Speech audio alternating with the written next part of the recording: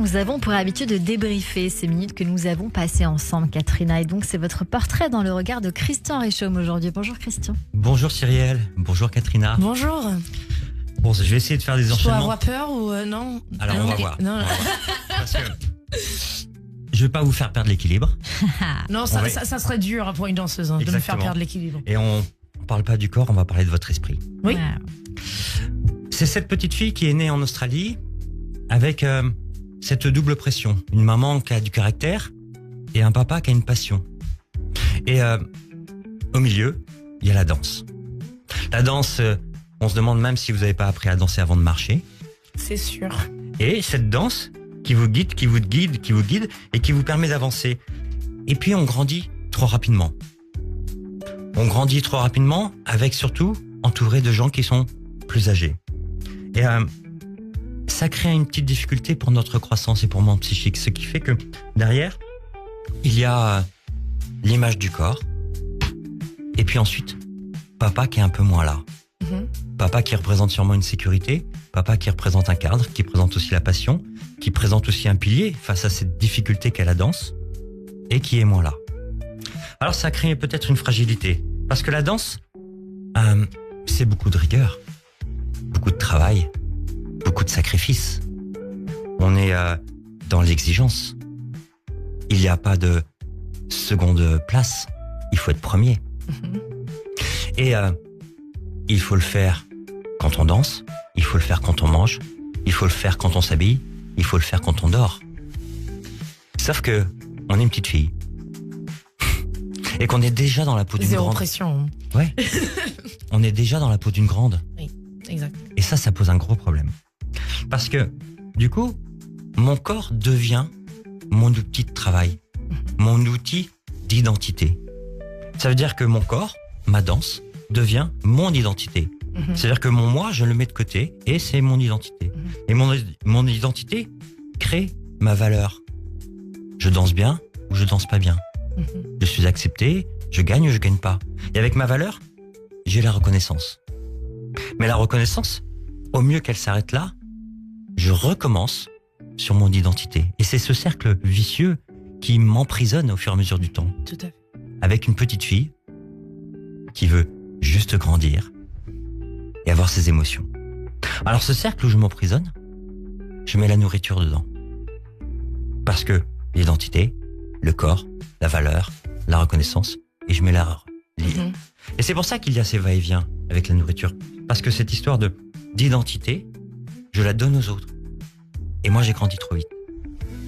Alors, le titre de votre livre, il est très très bien. Il me parle énormément parce qu'il y a mon combat. Oui, vous êtes une combattante en fait. D'abord une combattante de la danse, parce que la danse, ça vous permet de vous exprimer. Ça veut dire que c'est cette petite fille qui veut parler à l'extérieur et qui s'exprime à travers ses gestes et qui exprime ses émotions. Et puis une combattante, parce que à travers la danse, il y a eu cette maladie aussi, qui est un combat de tous les jours. Un combat qui jusqu'à 20 fois par jour, qui est compliqué. Et ce combat, c'est bien aujourd'hui que vous ayez une forme de courage, parce que c'est très compliqué. La différence entre l'anorexie et la boulimie, elles ont un point commun. En ce qui me concerne, c'est que on ne souhaite pas grandir.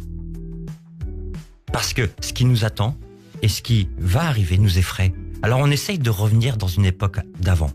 C'est pour ça que la nourriture est une façon de grandir. L'objectif des deux est le même. C'est le même objectif. C'est le même point. Sauf que, on l'a dit dans cette émission et vous avez parfaitement raison, l'anorexie, ça se voit. Donc du coup, les gens autour de nous... La boulimie, ça. Non, l'anorexie, ça se voit. Ah bon? L'anorexie, les gens qui sont Il y a des extrêmement gens qui minces. sont bulimiques, qui sont obèses. Ouais. L'anorexie, ça peut se voir parce que les gens perdent du kilo, ils descendent à moins de 40 kilos. Et du coup, il y a des effets secondaires. C'est que les entourages prennent La soin boulimie, de... en fait, il y a beaucoup de yo-yo. Ouais. Moi, je suis descendue à 47 kilos, par exemple, à un moment donné. Mais je suis aussi montée à 70. Donc, c'est que le métabolisme se ralentit énormément. Mais dans la boulimie, il y a plein de gens, comme vous dites, c'est du yo-yo, mais ça peut passer plus inaperçu. Dans notre entourage, dans mon proche, dans même un partenaire. Et comme vous l'avez dit, mon corps s'adapte aussi à cacher cette propre maladie dans mon quotidien. Et là, c'est encore plus compliqué, puisque c'est une maladie que l'on peut cacher plus facilement, donc que l'on peut garder plus facilement. Le but, c'est quand même qu'on prenne soin de moi, et j'évite qu'on prenne soin de moi parce que je la cache. Et donc c'est pour ça que mon combat, et vous êtes une combattante, parce que le dire aujourd'hui, c'est très courageux, parce que vous l'avez caché sûrement pendant très longtemps. Très longtemps. Et cette maladie, elle se cache. Et les gens, du coup, ne le voient pas, pensent que tout va bien. Et ça Parce qu'on garde le smile. Voilà. Et que d'un autre côté, voilà. Alors, ce qu'on a appris de vous aujourd'hui sur Radio J, c'est que vous étiez une femme sensible, une femme qui a besoin de s'exprimer. Et vous avez dit une phrase que je répète souvent aux gens, c'est pour qu'on me respecte, il faut que moi je me respecte. Et c'est important que mon corps et ma tête ne forment pas un nous, mais forment un je. Et que j'apprenne à m'aimer. Alors votre histoire, elle nous raconte que au-delà de notre corps c'est une histoire. Mais ce qui est important, c'est prendre soin de soi.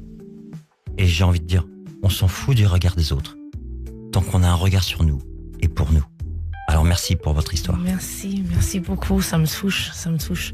Et je pense que, juste pour terminer, c'est que on est la seule personne avec qui on se lève et avec qui on se couche le soir.